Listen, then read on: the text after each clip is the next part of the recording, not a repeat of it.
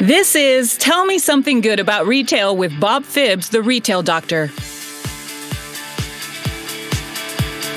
If you think about the most carbon polluting industries in the world, number one, I think most people would be able to guess, which is oil and gas.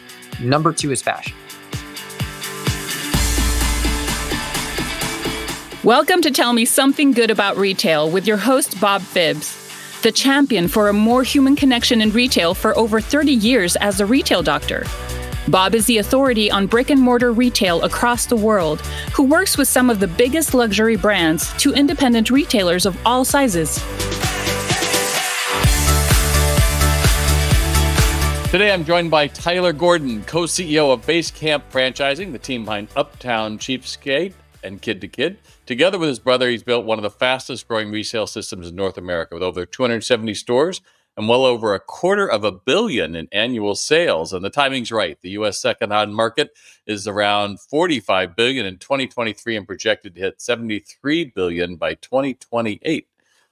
Meanwhile, American landfill is over 11 million tons of textiles every year, roughly 80 pounds per person. Resale doesn't just sell value, it keeps product out of landfills. So we're going to talk in this episode about leading with your brother, why tariffs don't hit resale the same way, and how franchising scales local magic, and where grit and heart show up in the numbers.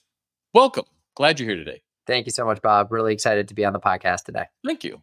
Well, you and your brother are co-CEOs. So what works, what doesn't, and what have you each owned when it comes to decisions so that you can keep your lanes clear?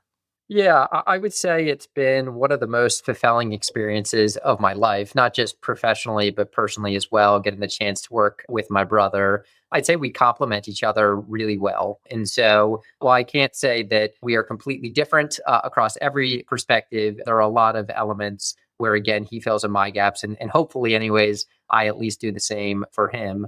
We try to be very purposeful about how we split up responsibilities at Basecamp. We're fortunate, I would say, in the context of having a number of different departments, which then we can each individually oversee. But with that said, whether it's among the two of us or across our company more broadly, we try to be extraordinarily collaborative. So it's not just, hey, this is my swim lane, this is your swim lane, stick to it. It's much more, how can we, again, work collaboratively together to realize a better outcome? And I'd say one really important thing as I think about partnerships is what defines success, or what are the key drivers of success in the context of working together, especially in the context of working together with a sibling. And I'd say a key part of it is just a willingness to be honest with one another, sometimes brutally honest with one another, and not take it personally. All right, so give me a story there, because I know that I was the CMO of a coffee franchise. It's a Grind Coffee. We had about 135 locations. And the husband was the deal guy and the numbers, and the wife was the people. And if they crossed each other's lanes, it was like, you got to stay away from me. So what I'm hearing you say is everything's collaborative, but that would Yeah. seem like that would be really hard to manage. So give me an example, if you would. Yeah, sure. So the way we split up the world, my brother Zach oversees technology and operations predominantly, and I oversee marketing, finance, and franchise development. And then we jointly oversee some functions. So think admin, legal, HR. And so one example I would give of, again, being brutally honest for the collective benefit is last year, I had worked really closely with our marketing team to put together what we thought was this spectacular marketing playbook. It was about 70 pages, and it really defined for a store every single avenue where we thought that they could deploy their marketing dollars and build an effective marketing strategy. Again, all polished, looked really pretty. We're really proud of it. And I showed it to Zach, and his immediate reaction was, yeah, this looks great, but nobody's going to use it. And so we dug in a little bit deeper, and he was spot on. And really, what was the reason? Well, yes, the materials and resources were incredibly helpful. Once you get beyond 10 pages, let alone getting to 70 pages, the number of people who are going to engage and really interact with that resource are far, far fewer. So what we ended up doing is then really leveraging a lot of the work we had done, but compartmentalizing it. And so giving bite-sized chunks. And so again, you could take the reaction of, hey, Zach, I just spent several weeks, maybe a month or two putting this together. Really what I was looking for is just thank you, Tyler. This looks great. But that would have been for the benefit of nobody. And so it's really about being able to provide each other with thoughtful, constructive feedback, always very respectfully, but with the joint understanding that we have the same exact goals in mind over the long term. And we're just trying to help each other get there. I love that. Well, you were in investment banking and then you decided to go to resale franchising. Yeah. What surprised you most about switching? Those lanes are kind of like, Ghostbusters. You don't let those cross because I don't know, it's an interesting choice. How did you get there? I would say, well, first of all, I guess I'll go into how we got there and then I'll say kind of what my perspective is. So I would say we largely stumbled upon it. I would love to say that it was this well thought out plan, 20 years in the making. But the reality is, when Zach and I started working together, we ended up looking at a pretty diverse set of opportunities. We always tried to be objective and thoughtful in that evaluation and not really come in with too many preconceived notions. With that said, as I thought about brick and mortar retail, if anything, my initial gut reaction would have been time to stay away. And why would that be? The graveyard is full of companies who thought they were perfectly insulated from Amazon and other e-commerce players. And so that would have been, I would say, a perspective that I came in with. And the reality is, though, that as we got to know not just our concepts in more detail, so Uptown and Kid to Kid, but I'd say the thrift space more broadly, we just couldn't believe what we found. It has the more or less perfect combination of attributes from an industry fundamental standpoint as you could concoct in a laboratory. And so from that, we just kept pulling on the thread, and it was probably the only experience in my professional life anyways, where the more I learned about an opportunity, the more I learned about the industry, the more excited I ended up getting. And so if I really came in, I'd say from the outset with this perspective of, hey, this is a really compelling professional opportunity and a great business to build. It's turned out to be that, I'd say, thankfully, in spades. But what has really surprised me is how much fun we're having. It is honestly the first time really in my career where every single day I wake up and I'm so excited to come to work. And it's the nature of the opportunity we have, the problems that we're trying to solve, the people that we get to work with, including our franchisees across the country. But that's been the biggest surprise, is how much just personal fulfillment, joy, fun this entire experience has been. Well, you've got 270 plus stores, and I can tell from personal experience when I had half that many stores, Sustainability having message as well, because it's franchisees very real, who can but each have it's a not different our most idea of important what selling that 70-page document is, for example, and its relevance to them and how much should be on your back versus their back. How did you decide to go to a franchise system instead of just getting more VC money? Yeah, so I would say that there are a few elements to think about. First, my brother Zach, who I've referenced, he had a good amount of experience in franchising before. So he had been a senior executive at this firm, Restaurant Brands, which is the parent company of Burger King, Popeyes, Tim Hortons, and a few other fast food concepts. So we knew franchising really well by virtue of that. And I would say from that experience and more broadly, our perspective is when applied correctly, which is very important. And honestly, and unfortunately, very few people do it. Franchising can be an incredibly powerful business model. And so you referenced that, yeah, we've got 270 stores open today, another 50 in development. It can be complex as you get beyond one stores to two, let alone 2 to 50, 50 to 200, 200 to 1,000. How do you manage that growing network of stores? A huge point of emphasis in any organization is, how do you push down ownership to the local level so that the person who's actually running and operating the store feels empowered, incentivized to work really hard, to innovate, to push themselves and their business forward. And so that's a concept that any retailer would try to focus on. Thankfully, in the context of franchising, you're literally doing that. The person who is operating the store day to day is the owner of the store. And so they're highly motivated, again, to innovate, to experiment. And we love that because the ideas that they have filter up then to Basecamp. The best of those ideas we can then disseminate across our entire system. And so, yeah, it ends up being really powerful, not just at the local level, but then also in terms of the collective benefit that it can have for everybody. Well, that's great. Demand is, we're hearing, is up for resale. Is it really coming more from teens and young adults? The younger generation. I just got to be honest with you. I had hand me down. I call them hand me down. Sorry, I know they don't call them that. Probably it's reused or upcycled or whatever, right?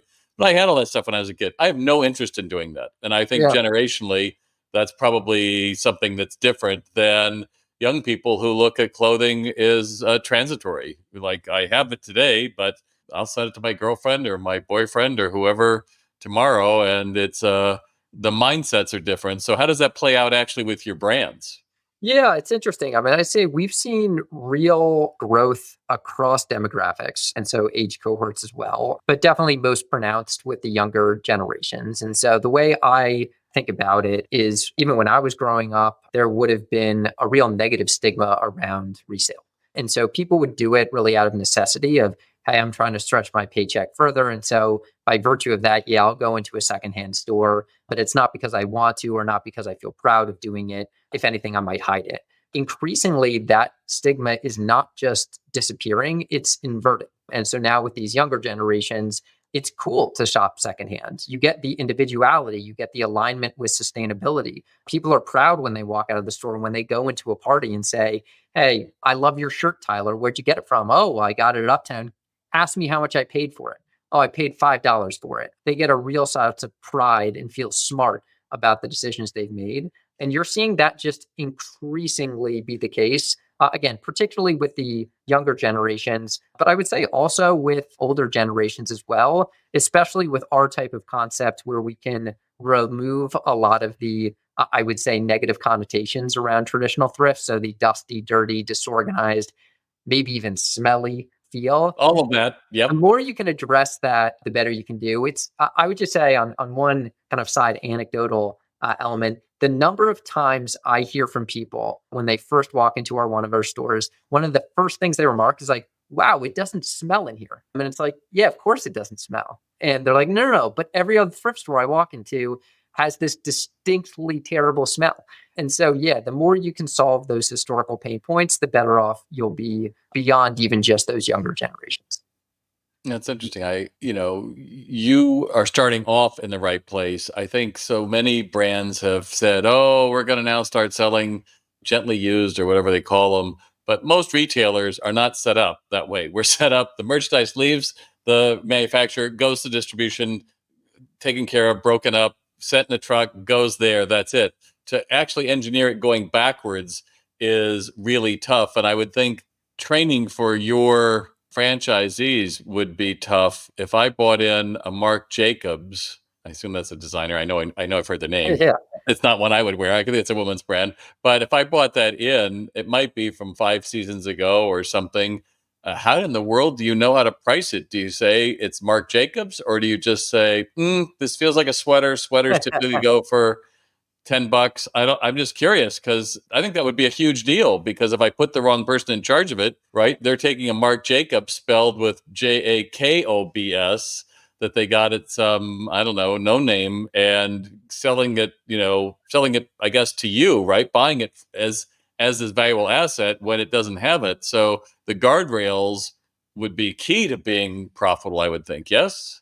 absolutely. And there is a ton of subjectivity in traditional thrift. And so if there were institutional knowledge in most traditional thrift stores, it would largely be in the head of the owner of that store. And so just over the course of years or decades, they've ended up building a good amount of intuition in terms of what sells, at what price, at what point in the season.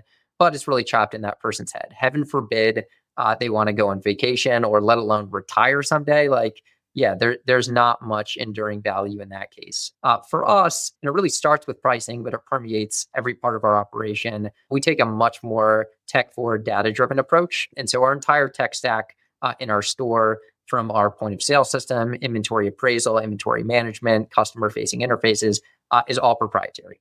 And so why do we do that? Because we think it makes a meaningful difference in solving the complexities that you articulated. So let's just think of one of our more kind of popular combination of attributes, a pair of women's American Eagle jeans. So somebody walks in with a pair of women's American Eagle jeans and wants to sell it to us. What the buyer at our store will do is take those jeans, they'll go into our inventory appraisal software and they'll say, hey, what I'm doing is I'm buying women's pants that are jeans that are made by American Eagle, that are size 24, that are in good condition. So they'll type in those series of attributes, which are all objective.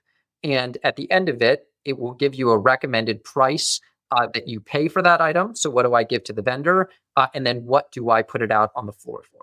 And so all of Cool. that is very data driven. And so what it's doing is it's looking back historically at the stores data, the regional data, the national data, and saying, for that combination of attributes, what is the market clearing price for that specific item? Well, we're going to take a little bit of a break for this word from our sponsor, SalesRx Plus. And after that, we're going to continue this conversation with Tyler about what makes franchising and makes Kid to Kid and Cheapskate such a enviable brand with 270 stores.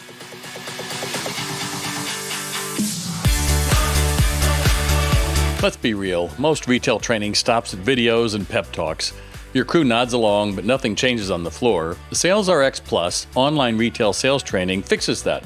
With Sidekick Rex, associates actually practice in real role plays, so they walk out confident, ready to greet, connect, and sell. No fluff, just better results where it counts. Check out salesrx.com. All right, we are back with Tyler, and Gen Z has reframed used, that I would use, as smart. And what's working? Is it buy counters on a video? Is it the store credit incentives? It seems like, I know for me as a retail doctor, I have 7 channels that I have to be posting stuff every day, which I got to tell you, it's like, dear God, what am I going to talk about today? It's got to be a video or a poll or something, right? It's the same or more so for you because they're constantly in front of social media and you can't get away with one post a day. So I'm sure you have a lot of marketing people helping with it. But also, I think based on our earlier conversation about your unique proprietary software, that's why you go to the franchise. Because if you're trying to do this on your own, oh, my mom's always liked to buy and sell thrift clothes. Like, yeah, you could lose your shirt doing that stuff without a plan like that. But now on the other side with marketing, how do you find them and what's working and what do you notice, if you're allowed to say? Yeah, it's interesting. Again, we've got the added layer of complexity that, as we discussed previously, we have 2 customers really for our stores. There's the vendors who come in to sell for us, and then the shoppers who come in and buy from us. I would say if you took a poll and you described that situation to a random sample of 100 people, hey, which customer cohort is the more important? Which is the one that you really want to market to? Be like, oh, the shopper, of course, because they're the one who are actually giving you money. The first cohort of people, you're giving them money. So yeah, they're an unnecessary evil, maybe as part of this overall equation, but it's the shopper I want. That's actually completely wrong. The by far, the more valuable customer in our mind is the vendor. And why is that? If our stores are successful in buying really high quality, really curated inventory, and then can offer that inventory at unbeatable prices, which we can do, the shoppers will show up. And they will show up in floods. And so really what our messaging is largely oriented around is what we call the buy message. And so it's in generalities, this cash for close message. And for a lot of individuals out there, they end up not realizing that they have a true treasure trove in their closet. Stuff that they may have been given as a gift, they may have bought, they may have never worn it, or it's stuffed in the back of the closet, they'll never wear it again. And our biggest source of competition for those items is actually the landfill.